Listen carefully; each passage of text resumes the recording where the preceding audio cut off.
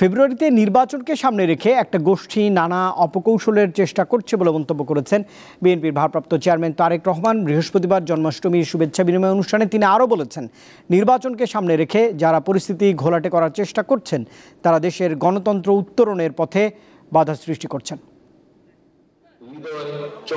শুভ জন্মাষ্টমী উপলক্ষে রাজধানীর ইঞ্জিনিয়ার্স ইনস্টিটিউশনে সনাতন ধর্মাবলম্বীদের সাথে শুভেচ্ছা বিনিময় অনুষ্ঠানের আয়োজন করে বিএনপি, যেখানে শুধু রাজনৈতিক নেতাকর্মী নন, অংশ নেন সারা দেশ থেকে আসা হিন্দু ধর্মাবলম্বীরা। সভাপতির বক্তব্যে বিএনপি মহাসচিব মির্জা ফখরুল ইসলাম আলমগীর বলেন, দেশে যাতে উগ্রবাদ মাথা চাড়া দিয়ে উঠতে না পারে সেদিকে সবাইকে সোচ্চার থাকতে হবে। এক ধরনের উগ্রবাদ মাথা চাড়া দিয়ে উঠছে, এই উগ্রবাদকে মাথা চাড়া দিয়ে উঠতে দেওয়া যাবে না বন্ধুগণ। তাহলে আমাদের বাংলাদেশের যে আত্মা, যে সোল, সেই অস্তিত্ব আমাদের রক্ষা পাবে না।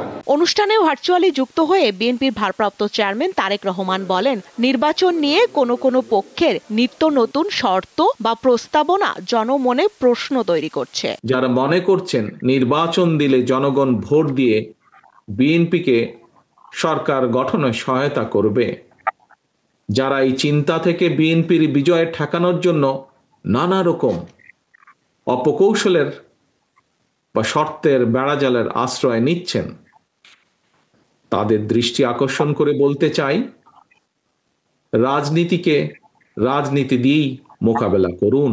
তিনি বলেন, নির্বাচন সামনে রেখে যারা পরিস্থিতি ঘোলাটে করার চেষ্টা করছেন তারা গণতন্ত্র উত্তরণের পথে বাধা সৃষ্টি করছেন। যারা আসন্ন নির্বাচনকে সামনে রেখে পরিস্থিতি ঘোলাটে করার অপচেষ্টা করছেন, এর মাধ্যমে আপনারা হয়তো নিজেদের অজান্তেই গণতন্ত্রের উত্তরণের পথকে বাধাগ্রস্ত করে তুলছেন।